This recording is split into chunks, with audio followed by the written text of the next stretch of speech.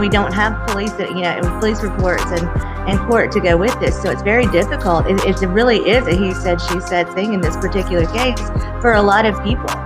I also think that what you have seen, though, is a lot of distancing from this company over the last few months. And I think that some people have shown in their actions. The board member you referred to who was there is no longer there.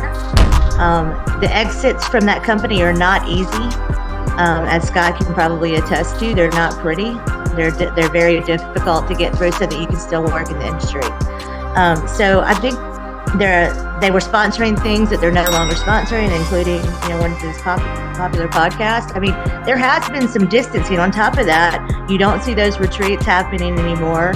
You don't see a lot of the kind of pro Casago, pro Steve Schwab, pro company stuff anymore. So I wouldn't say that nothing has happened. I think they've been dancing. This is what you'll get when you mess with us. Beware of financial fallout. Straightfire VR talks ramifications, time to pay the piper, the price of past due actions and inactions are all coming due. Our panel today breaks down the bill and itemizes the damage. Our first guest is a fellow vacation rental podcaster and Casago expert, Scott Fasano. He is the co-host at Art of Hospitality and the president at Travel Advantage Network. Joining him from the Eastern Market is a realtor at Long & Foster Real Estate, as well as vacation rental expert for the Cape May, New Jersey area, Kathleen Fitzpatrick. Analyzing the data alongside them is the journalist, editor, and founder of VRMA Intel, Amy Hinote. Combing over the receipts alongside them, we have our co-host, as well as V-Trip's Regional Director of Business Development, Miriam Ramsey. Steve Milo, our host, as well as the founder and CEO of V-Trips, is ready to add up the tab. Steve, check please. Right.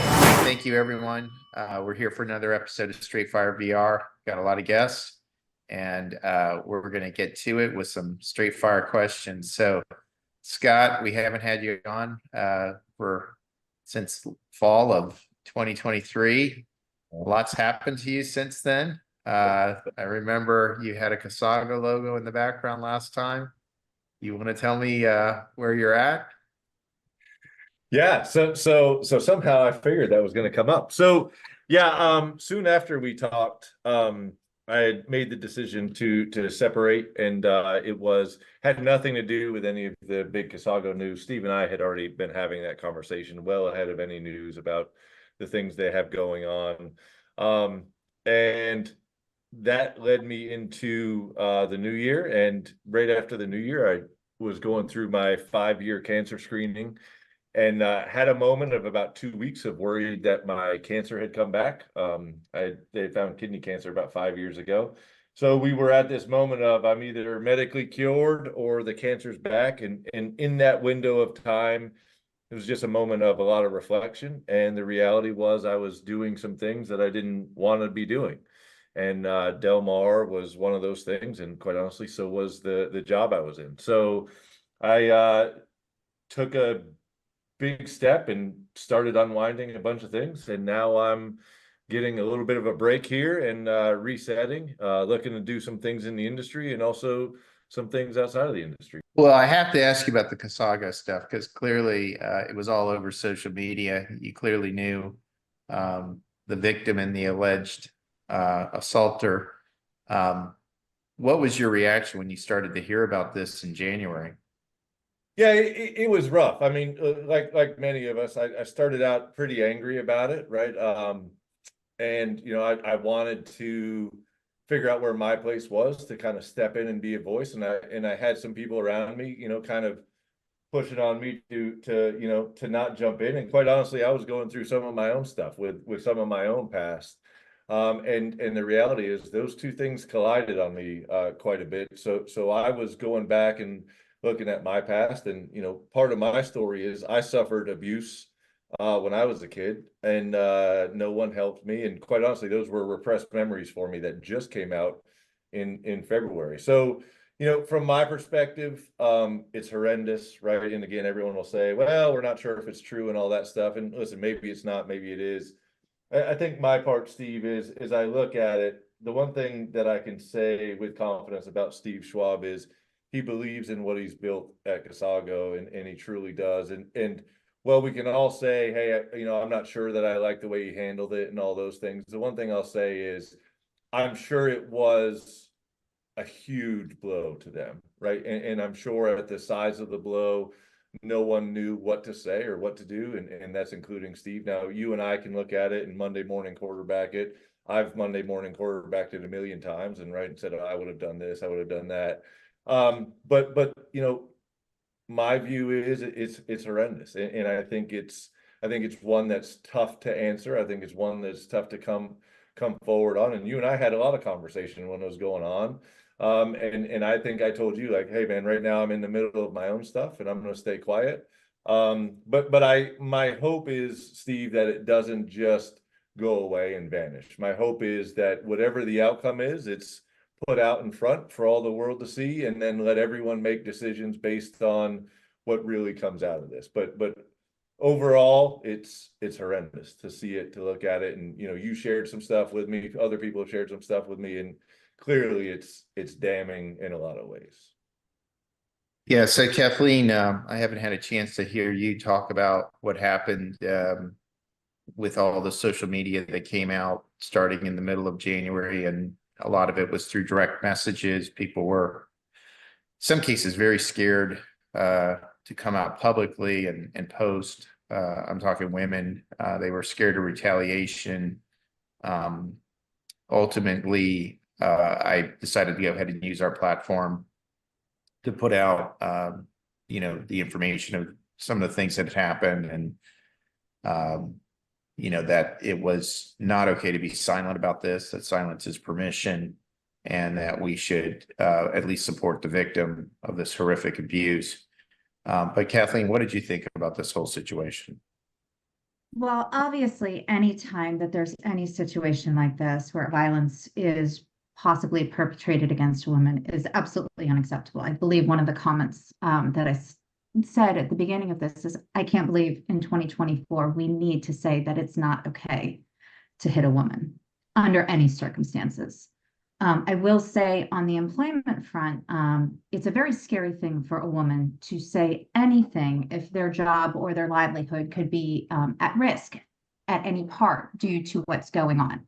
So what ends up happening in a he said, she said situation, power tends to win, or power tends to dominate, or power tends to silence. And what a lot of women fear is actually bringing it to the forefront, because it would possibly put their livelihood in jeopardy. And what's more potentially sad is that it could actually ruin the reputation across an industry. And, we can sit there and say that that doesn't happen in 2024, but we all know that it's kind of the unspoken word on the street that if a woman says something against a man and is then silenced, they don't have a place in the industry moving forward. And that's something that I wish we could move forward in the industry and say, you know what? It doesn't mean that everyone has to, everyone has a time and place and a place to be listened to. However, we need to highlight what is happening in this industry and recognize that we can be at the forefront for women and protect women. This is a primary women industry, and we should be moving forward to protect them. What do you think about a company where there's all kinds of allegations of domestic violence at their university in Mexico, and that company has failed to come out with a public statement either condoning the violence or speaking out about how they were handling an investigation? Silence says a lot. And what silence says to me is that they want things to go away. So Miriam, Steve Schwab, the CEO of Casago, he had a lot of public appearances in 2023. And in fact, I think he talked about how important women were for the Casago family. And I think one of the things that Vanessa D'Souza indicated was how silence is permission.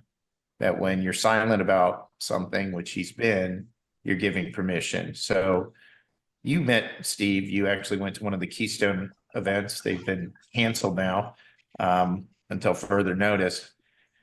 What's your opinion after, as Kathleen said, there's been a lot of silence for the past couple months, although I do hear from the victim and she's still doesn't have her vision back. She's suffering from headaches and probably is going to have long-term health care issues.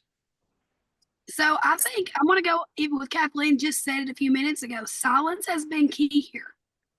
We had the podcast about it when it first came out. People talked about it. I feel like we're going to go back. So now I'm very concerned with if this happens again not in their situation with someone else in the industry, it's going to be a silent victim again. Because again, we had it, people talked about it for 2 weeks, and then now there's been radio silence. So are we condoning this on this situation? Again, happened, didn't happen, but are we being silent and condoning a behavior of a man hitting a woman hitting a man? What is this looking at? I mean, it's 2024. If we're already silenced on one of these within a couple of weeks, what's that long-term effect? That domino effect is the same, because this is a high-level priority company. It looks like if this happened, people are condoning it because of who they are. Yeah, so Amy, I talked to a VRMA board member, we'll get to that later, earlier this week, and he apologized. I had escalated this issue to the VRMA board. They said they were bringing it before legal, and he indicated he just hadn't had a response yet to provide me, and it's been 4 months since then. Meanwhile, Steve Schwab, who again, he's the CEO of Casago, stopped doing the Keystone events, but reappeared at VR Nation, still hasn't made a public comment about what happened. And obviously there's been some high profile executives who have left Casago since this. Amy, obviously you put on Women's Summit. I know probably people reached out to you during this whole situation.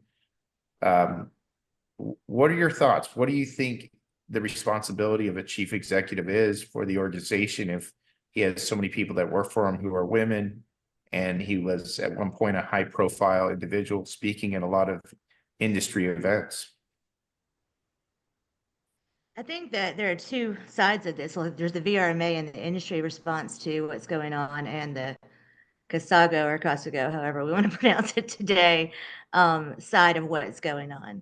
And I think on the Casago side of it, there's just a complete lack of transparency that's reflective of the lack of transparency in the entire industry. Like right now, we've gone to this weird place that it's considered inappropriate to have any kind of difficult conversation right now. And I don't know when that started. It definitely started sometime around COVID, during that time. And it's just this idea that we are not allowed, to have any negative conversations. That's what they call it, negative. I mean, just for realistic things.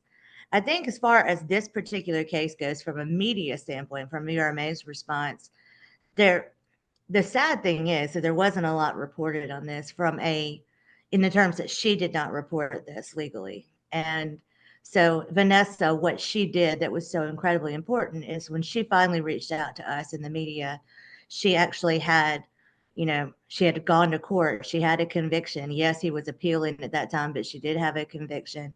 She did go to the police. She had supplemental materials that were proven in court.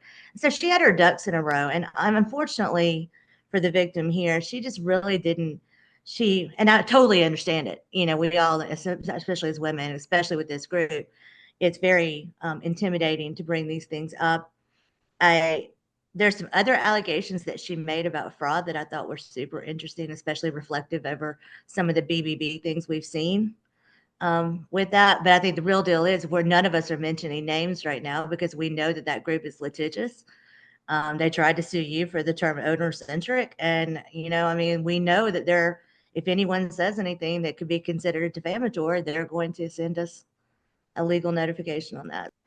Yeah, well, in terms of Casago, as people may be aware, they verbally threatened to sue V-Trips for using the term owner-centric in social media. And after they did that, I went on a pretty big social media rampage, um, using the word owner-centric and about everything I could, creating T-shirts. And apparently some people were upset about that at one point. Now I think they've realized that, certainly after taking a look back on it, that Steve Schwab and Casago were trying to bully me, V-Trips, and probably other people that work for them, and probably people that may have been making accusations against them. And there's been a lot of documentation sent to me. I could say a lot more. I'm choosing not to. It's a totally unfortunate event for the industry, given how little coverage it had. I'm not sure what happens when Steve Schwab wants to get a speaking engagement at VRMA, and do they turn him down, or how do they turn him down? These are some of the things I want to know, because I think he has a responsibility to the industry to make a statement.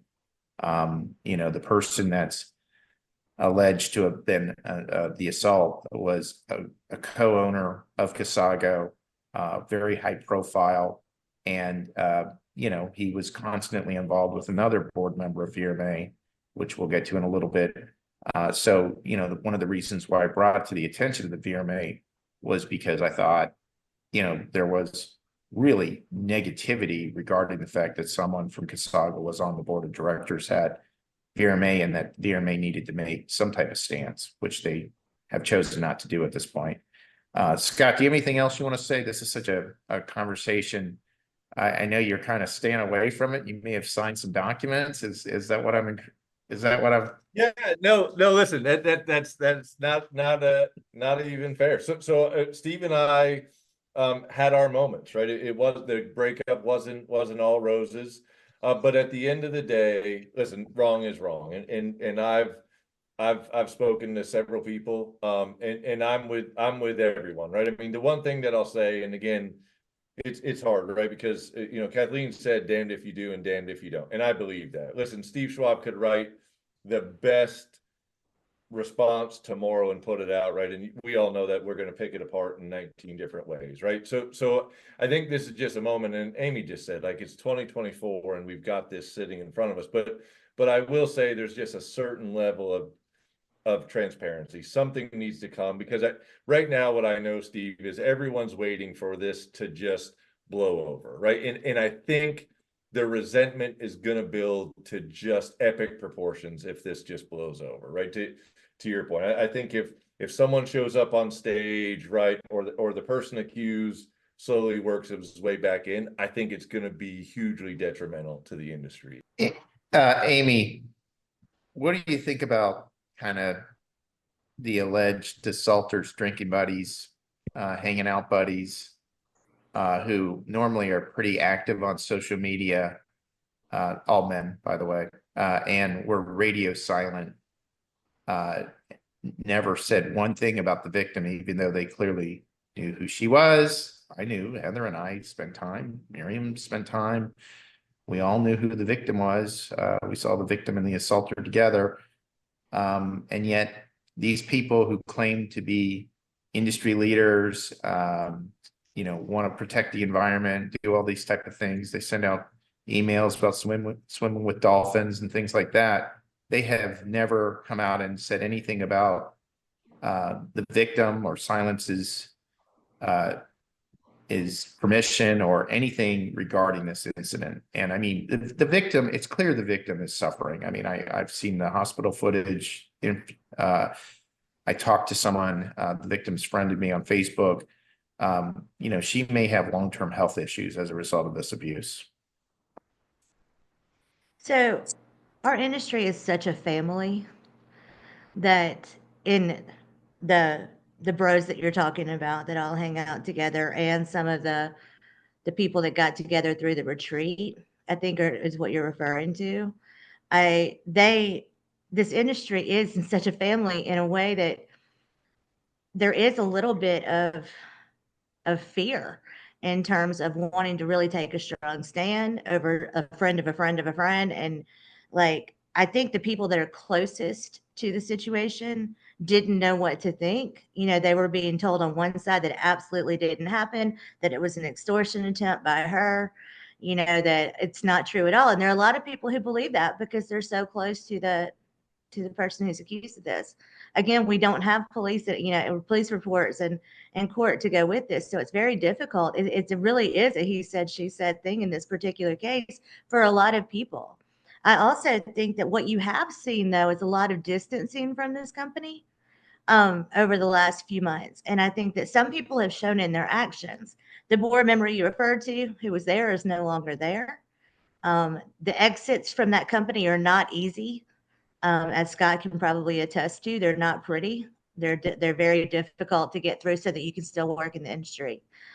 So I think they were sponsoring things that they're no longer sponsoring, including, you know, one of these popular podcasts. I mean, there has been some distancing. On top of that, you don't see those retreats happening anymore. You don't see a lot of the kind of pro Casago, you know, pro Steve Schwab, pro company stuff anymore. So I wouldn't say that nothing has happened. I think they've been damaged.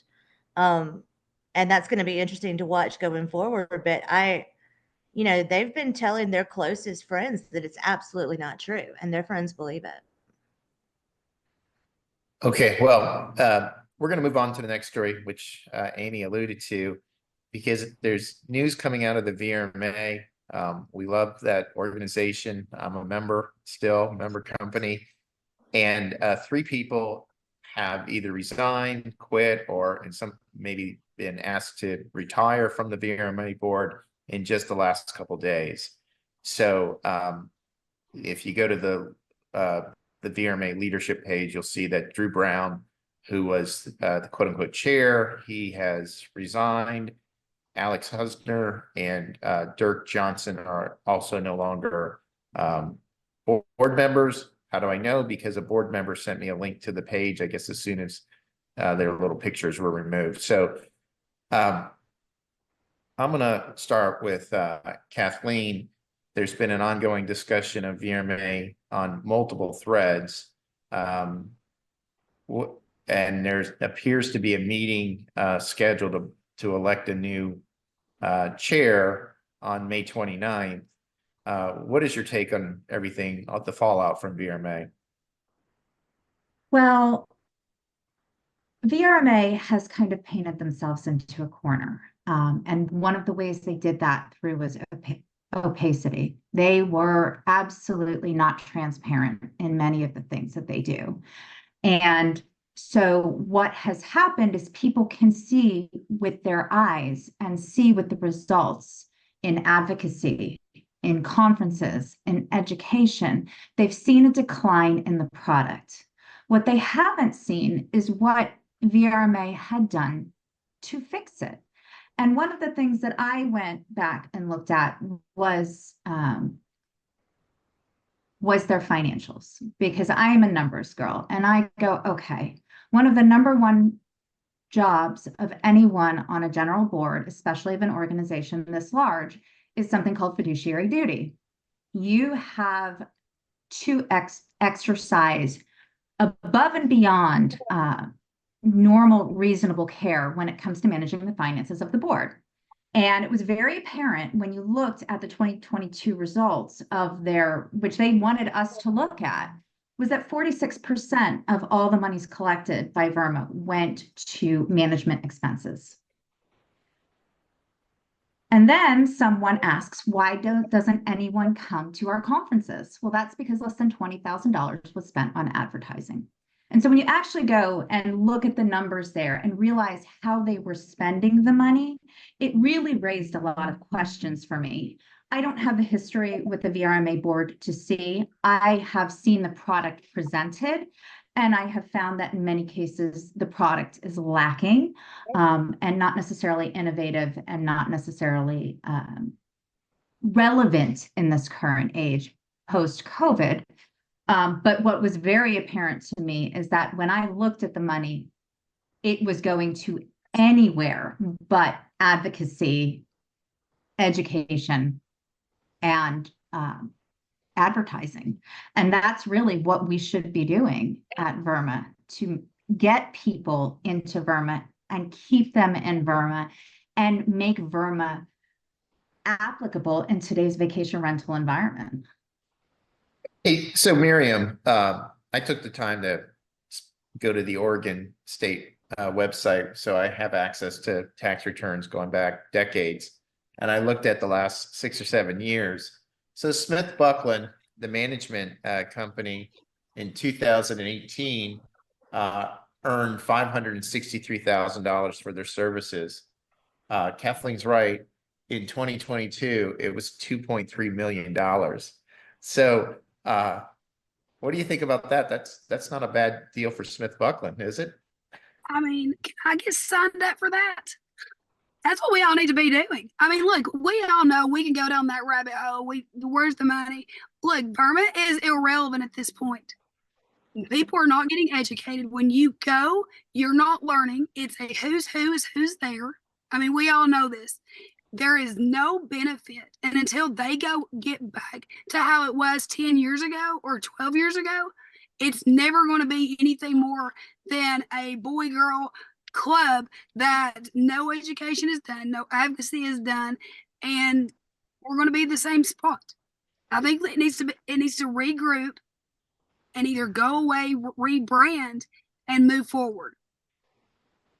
So Amy, I'm sure your phone is getting blown up with direct messages about the saga at VRMA. Mine is too. I had a couple phone calls driving from Destin to my home in Ponte Vedra today about VRMA. Talked to an ex-board member. There's people that care or say they care about VRMA, but a lot of it is, is the board the issue? Is it the management company the issue? Or is it just that VRMA has outgrown their usefulness? I mean, what do you think? So first of all, Kathleen, thank you so much for picking apart those numbers on LinkedIn. I really wasn't aware until you posted them. And I mean, for some, VRM Intel, we do a lot of the same type things that they do at VRMA. And to spend $2.5 million plus on the management company, and that was 22. We have no idea what they spent last year yet, do we? I mean, 1.9. it's shocking to me. But I don't have enough transparency in the general ledger to know, because there's all these buckets, right? So one of the buckets is that they have a fee to Smith Buckland, and then they have a fee for managing the advocacy fund, and then they have a fee for managing technology. So, there's more money, I think they bill the association than we even realize, because they have hands in so many different pots. I also think that, they, according to the numbers that Kathleen posted, they're spending 10 times as much on travel as they are on marketing, I think is what I saw. Are you kidding me? Like, it makes 0 sense. I do, and Scott and I had a huge conversation about this last week. I think that the umbrella, the short-term rental umbrella that covers the vacation rental industry of beach, lake, and mountain rentals, on top of this urban, STR world of urban, suburban, and residential rentals, trying to be all things to all people was a major mistake when they only had 10% of traditional vacation rentals under membership. It's like, my opinion is grow to at least 50% in your core, in your core membership, and then try to branch out if you see other sectors that you feel like you can wrap up under your umbrella. But I felt like that was a big mistake. Going to individual hosts, I thought was a big mistake, and told Toby that. I think that, but there's something weird going on outside of their mission and outside of their management of the finances at Smith Buckland. Like, there's something that's happening at the board level that's stopping any innovation. That's almost, it feels like it's a defensive posture, that they don't want to share information with us. They don't want to, they moved to change bylaws without including the membership. They took away the town halls at the annual conferences so that we couldn't vote at the conferences anymore. They won't share whether or not we have a quorum on any of the elections that are held.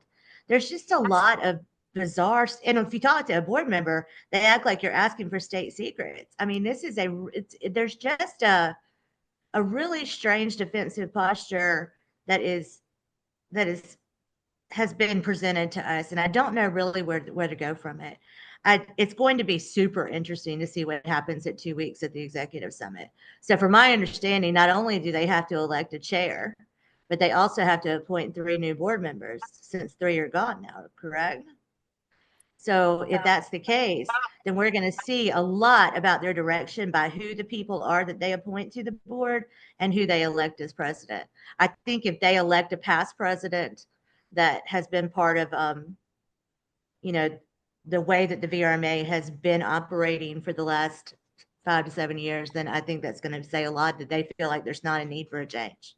My understanding is they're not required to fill the slots of the board members, and there's an upcoming election, so they may choose to just leave those 3 board They positions. didn't with Ben when they appointed him back on the board, and they didn't with Brandon when they appointed him to. Well, that's at the discretion of the board. They are going to fill the chair slot at this May 29th meeting, and as of yet, I doubt it's going to be open to the membership.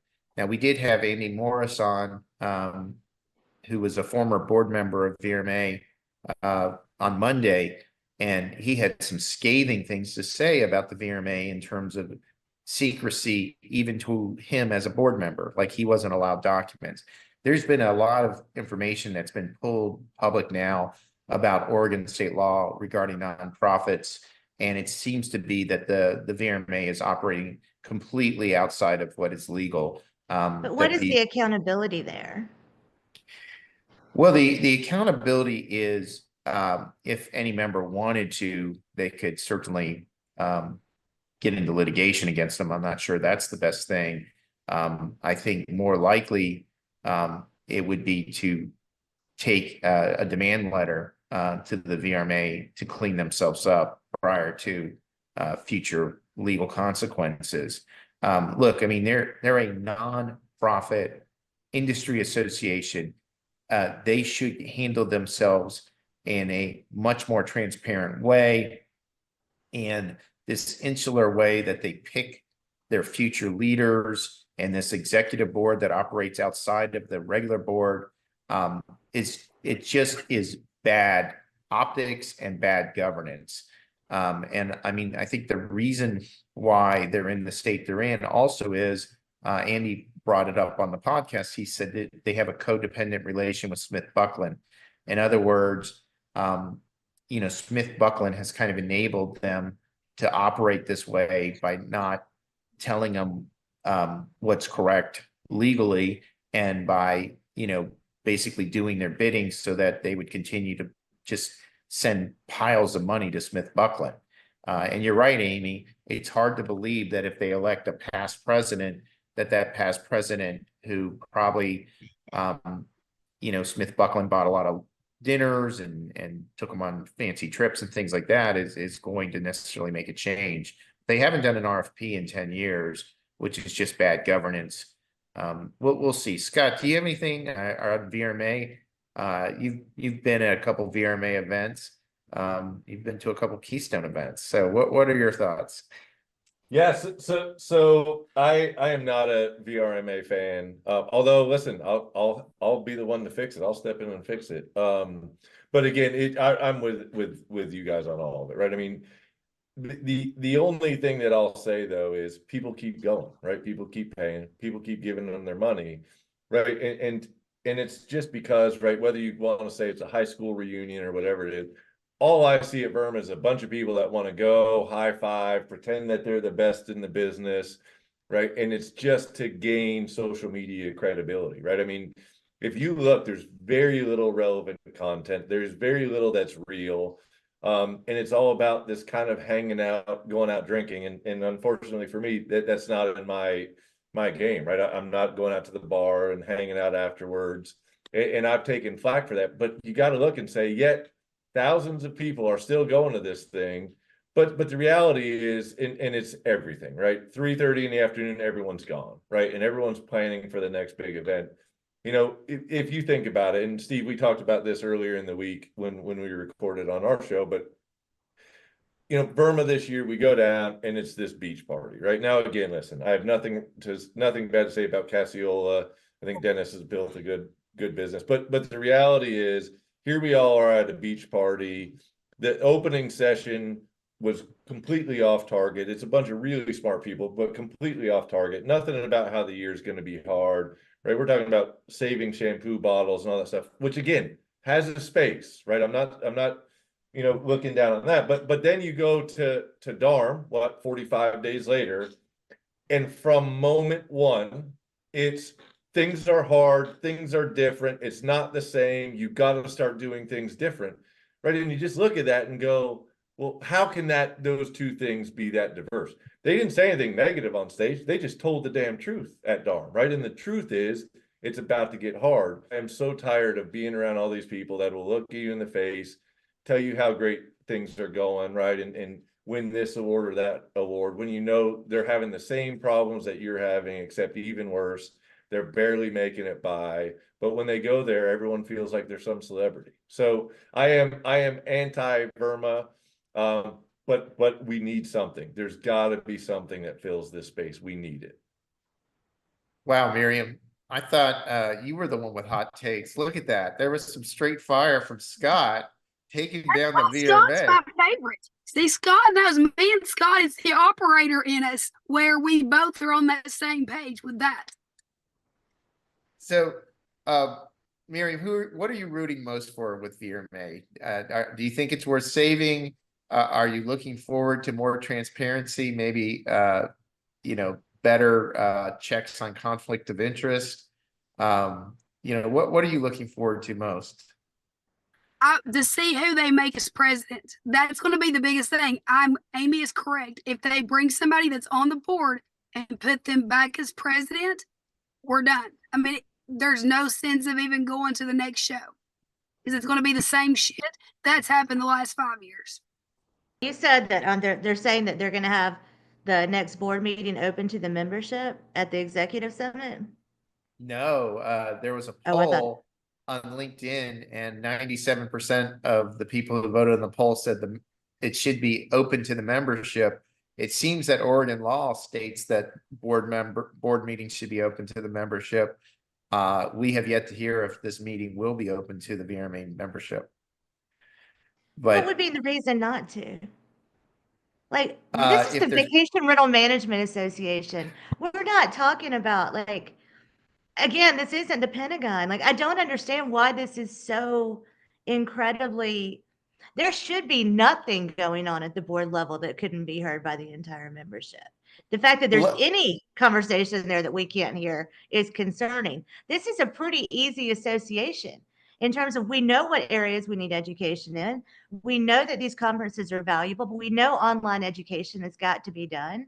Like, we know that there's some PR that actually needs to be thrown back into the budget. The advocacy stuff has to be done. Like, the core things are there. I don't even understand what they're arguing about.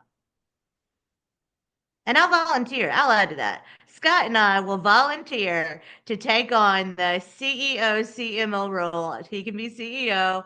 He can take Kimberly's position. I'll take John Suzuki's evangelism role like they did at Homaway. And we will turn VRMA around next year. Right, Scott? Let's go. Let's go. One of the things that we're talking about for the board, the biggest thing that they do is authorize how they spend money. And so when decisions are being made to spend copious amounts of money, it's very easy to make decisions if nobody has an opinion on it. And so you see some decisions that have been made recently regarding where things are hosted, or events that are certainly being hosted, or how money is being approved. So usually on any board that I've ever been, if there's an expense that needs to be authorized, at a certain point, people have to go on record and authorize the spending of that money. And so by not having transparency, we don't know who authorized this spending, who is on the record of opposing or not opposing certain spends. And so the reality is, it's just this blanket of silence on how VRMA is going forward. And as I said, one of my biggest things for VRMA is advocacy. We are in an advocacy tsunami. across the country when it comes to vacation rentals. And when I went to the advocacy page on VRMA's site, the links didn't work. And so, thank goodness there's places like the National Association of Realtors, of which I am one, that has a fully fledged advocacy page. And I recommend everyone to go out and look at it, because what people need is not there these days. And so how are we spending this money when we should probably be spending money on lobbying at this point in time? Because we really need some help in certain states to ensure that vacation rentals can continue. Totally agree. And I agree. Kathleen, I'm glad you brought up the National Association of Realtors, because honestly, I think that is a really good model for how this association could be put together. We do have regional needs, and I think having regional chapters makes a ton of sense. And a lot of regional organizations have come up and grown as a result of that missing from the National Association. I completely agree with you. I think, and there are so many realtors in our industry that know how this is supposed to work. I mean, they're all members of NAR. I don't again, it just feels like that we had a model right in front of us. Even AHLA is a similar model. We must move on to one more subject. And I'm glad Amy's here. I haven't heard her commentary, but they just had an earnings call on May 9th. It was not a good earnings call. Their stock is at an all-time low. It's Vacasa. So Vacasa had a whopper of a Q1 call where they refused to give guidance for the rest of the year. They announced a layoff, 800 more people laid off after already laying people off in February. They said they were going local, which I guess meant they were just eliminating all their central organization. They hinted that they may be going to a third-party system. They're spending $60 million a year on their software. They pulled down, they have a $100 million credit facility called a revolver. They pulled down $80 million. Their balance sheet, Amy, they have $354 million in current assets and $552 million in current liabilities. So they're upside down by $200 million. And clearly the stock market's not reacting well. They're at their all-time low as of today. But what are your thoughts about this? We did a nice little episode on Vacasa a couple weeks ago where we went over their history. I had some people from Vacasa, some high-ranking people, maybe founders, who were even providing me some corrections to that episode. So I know it was well listened to. Amy, what are your thoughts? Well, are there any adjustments you'd like to make to what you said last time? Well, I'll apparently, give you the opportunity to amend your statements. Apparently, Cliff never said no. That's what one person wanted me to hear. Cliff never said no. He only said yes. I don't think that's what they said. There was a lot of agreement with Cliff and Eric. I bet you have to say there's a huge difference in how the company was run when both Cliff, or all three of them, Cliff, Eric, and Kimberly, were all there versus how it's being run today. First of all, the earnings call may have been, I think Scott commented on this on LinkedIn, but it was probably one of the more depressing things I've ever heard from an earnings call. And that goes to HomeAway's last one when they were trying to find a buyer, which was also depressing. But like, this was bad. It's shocking to me having TJ and Banzak both gone. TJ Clark and John Banzak from Turnkey are both out, which is very surprising to me. I just feel like they just don't know what to do. For them the people they let go, I thought that was the most interesting part of the whole week, is really once we start seeing the people that were being let go and who they were. It's a lot of tech people, a lot of revenue managers, a lot of marketing people, a lot of salespeople. It was definitely a bigger corporate cut than we've ever seen from them. I know they said they wanted to shift things to the local market, but that's the opposite of scale. So I just kind of think it's interesting, that it was almost just a complete admission that the model doesn't work and that they don't know what to do from here. Scott, what are your thoughts? You did post on LinkedIn. I am also not a fan of what they've done to the industry for a long list of reasons, right? And everyone will say, hey, what about the people? And anyone losing their job because of it, right, is terrible. But the reality is, if you look at the mark that they continue to leave on this industry, it's anything but positive. You know, Airbnb followed up, and Airbnb is showing growth, and really, I heard it on a podcast that Airbnb had picked up the guest 5 or more. They saw a huge increase in that in Q1, right? And you start to look at that to say, okay, where is that dynamic shifting? And I did a simple search one day when I was looking for Vacasa, and I noticed on the also asked questions where people are asking on Google, is Vacasa and VRBO the same? And you look at that and go, like, that's where this starts to get very problematic, right? When the consumers are getting pulled into this conversation of who's Vacasa and who's VRBO, and the news on both of them isn't good, right? It's been up and down and noisy. And I just look at this, and they're not doing anything positive for our industry. And you know, now this whole idea of, oh, we're going to push it back local. If I were betting, that would mean to me that they're going to start calling each one of these local offices and say, hey, Amy, here's your numbers. You need to hit them next month. And Amy goes, well, I'll never make it. And they go, oh yeah, then this just isn't going to work, right? So I think they're going to start to make a move to just start knocking down these locations. And I've seen some online chatter about, hey, it's the contracts, it's the listing agreements that are worth all the money. And I strongly disagree with that. I mean, listen, we all know that Vacasa was willing to do about anything to maintain a contract, right? And they were giving away 10% commission and all of these crazy things. So if you look at that and say, if they're left with a bunch of 10% contracts, there's no real value to those. Those are likely owners that you don't want to work with as a professional vacation rental manager only. So I'm just, there's nothing good about it. It's all bad, and it's going to continue to unfold, and it's going to continue to unfold in the middle of a summer. And listen, we thought it was going to unfold last year. This year, it has to, right? Like you're saying, when you're that far upside down and you're pulling down money that is only a drop in the bucket compared to what you need, this story is only going to get worse, and it's bad for the industry, and it's bad that the consumers are hearing about it. We've got to find our way out of this hole, and it's got to be, their name needs to fade out, and they need to stop being the national, you know, company for property management. It's horrendous. They do not represent the professional vacation rental managers in this industry. They are the opposite of them.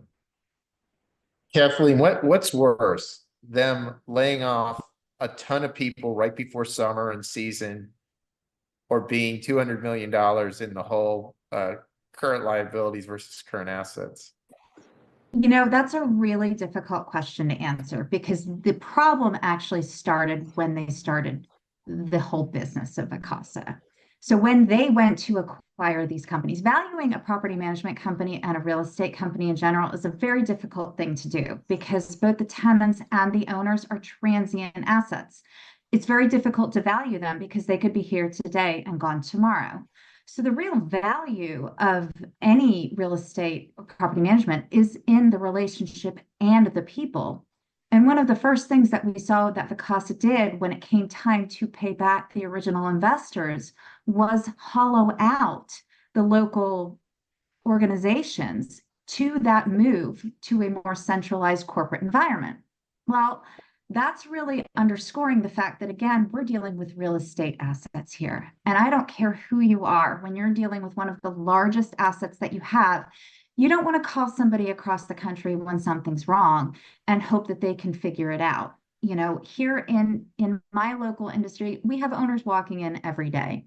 So for me, obviously, laying anybody off at the beginning of the season is traumatic in any case, but these were centralized assets. They're not necessarily there on the front lines of the people coming in and actually dealing with the vacation rentals. However, they haven't necessarily bolstered them up. And I don't believe, since they're $200 million in the hole, that they necessarily have the money to go ahead and bolster up those local roles and how much they will do. For example, in one of my markets, we saw that they closed one office in one condo complex and had them checking in at a different condo complex. Well, that condo complex where all those people moved in weren't necessarily too happy because there's no parking for that kind of turnover. So you are now upsetting the owners of that complex, the guests of that complex, and the people coming in just trying to pick up welcome packets. So Miriam, we were just in Destin at V-Day and stayed in a wonderful place called Waterscape. And we saw a Vacasa office in the lobby, That but was it wasn't, yeah. So it wasn't open. me and Melissa was trying to walk to our V-Day event and couldn't get through because of the construction. So we go back and are jerking on the door and beating on it. And this guy in a Vacasa shirt's like, "You can't enter." Like, what do you mean we can't enter? Like, stood there, would not let us in. We had to walk up through the parking garage. Yeah. Amy, I'm going to ask you something that you were not allowed to ask at a VRMA event. I'm going to ask you the question that you were censored for. What would happen to the industry if Vacasa goes bankrupt? Well, it's so fun. That was a year ago, right? We were in Florida. I asked the remember. question as a hypothetical joke. Got scolded by the VRMA in the hallway. So I had to apologize. Had to issue a public apology. Public apology. So yeah, now what would have happened a year ago versus what's going to happen now, or what would happen now, are two totally different conversations. I think, and really even leading up to that, that was a different conversation than it would have been 6 months prior to that because of their turn. It is so high right now, and I know Kathleen and Scott and I are all in markets that they bought heavily in. And so we watched a lot of the people we know lose jobs. We watched their performance. But in my market, they've lost well over half of their inventory that they've acquired. I think that's true in Ocean City and Rehoboth and in the Maryland coast, Del Mar coast too. And in Hatteras, another area where they bought heavily in North Carolina. So what we were really concerned about is what happens if you dump 1,000 units in the market, because there's not really any company that could pick that up. And that would be a real problem. But because their inventory is dwindling down in these markets pretty quickly, I don't think it's as big of a deal today as it would have been a year ago. I do think they're looking for a buyer. And I think that we've heard from some people who are interested in picking up some or all of their assets. But again, I think that today it's worth a lot less than it was a month ago, 2 months ago, 6 months ago. I mean, like you said, their market cap right now is under 100 million for the first time. I think it's what, 96 $96 million, down from 4.5 billion. At what point is it just better to go grab the inventory and explain to their homeowners what's going on rather than actually go and buy their leases? And that's another thing. When they acquired all these buildings, they let these vacation rental managers keep the assets. So it's like they're leasing office space, the office space they have a lot of times from the people they bought from. Can I ask you a question? Yeah, sure. The idea of scale in this industry, you're trying to build a company based on that now too, and we haven't seen it work for anyone. So what are you doing that's different from what these other companies have done to prove a model that scales in this industry?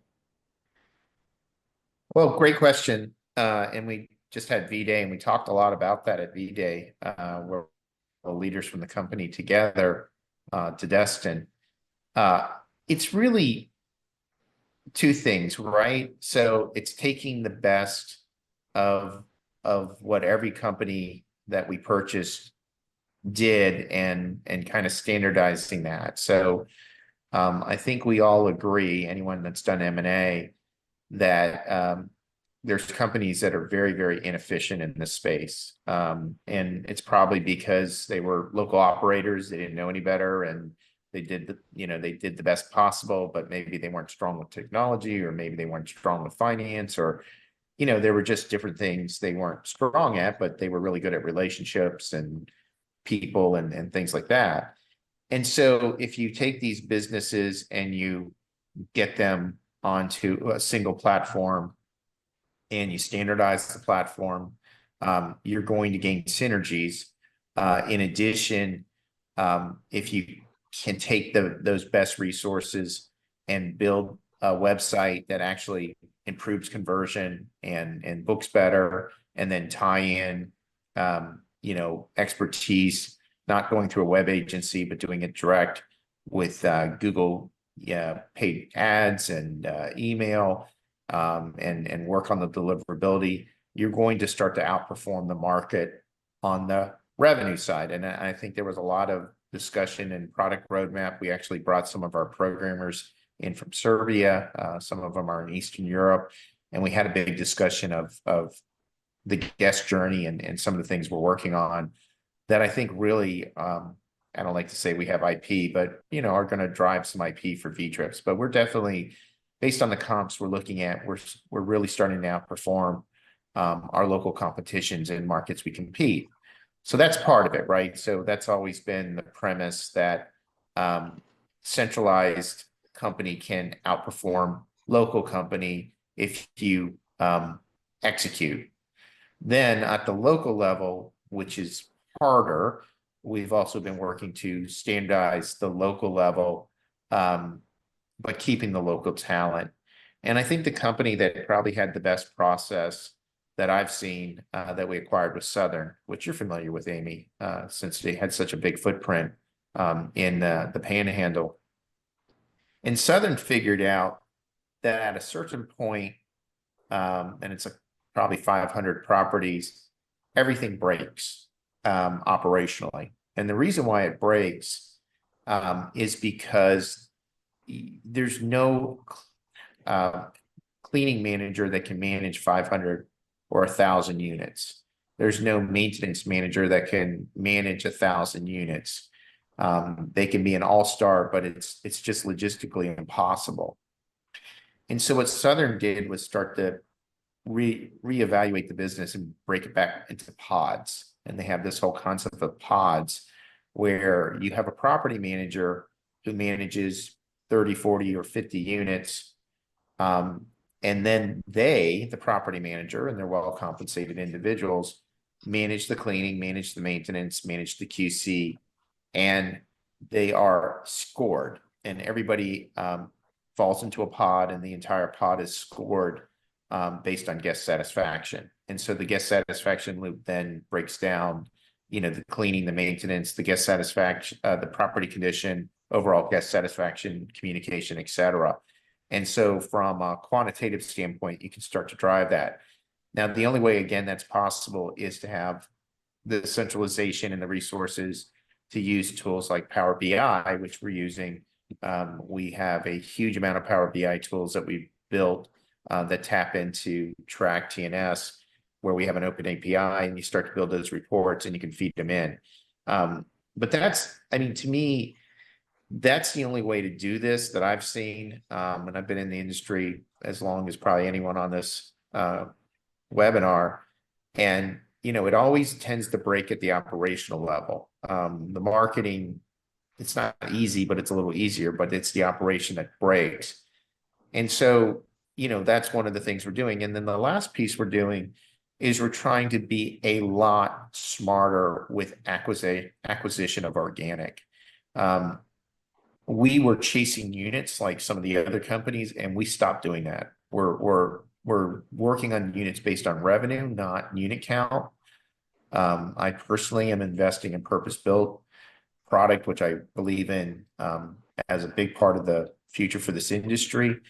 And it's not just numbers, it's about having the right properties, and everybody talks about it. But I think what happened was because the press in particular reports on unit numbers, everybody was chasing unit numbers, and it's the wrong metric. And I know that Miriam saw some of the numbers we were looking at, and it's all based on revenue. So when we're looking at owner acquisition numbers and retention and what we lost versus what we're gaining, we're looking at the net revenue gains.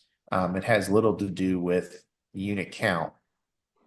So that's just kind of an overall concept. But look, we think we're executing better than market. We're facing headwinds just like every other company, but we do get enough comp set data to think that we're starting to really outperform some of our market comps. And we think as we continue to move forward, we're going to be able to take advantage of really what is a pretty tough time in the industry right now. All right. Well, that is going to do it for another episode of Straight Fire VR. Anyone who wants to look at previous episodes, go to straightfirevr.com. Appreciate everyone being on this episode. Thank you again.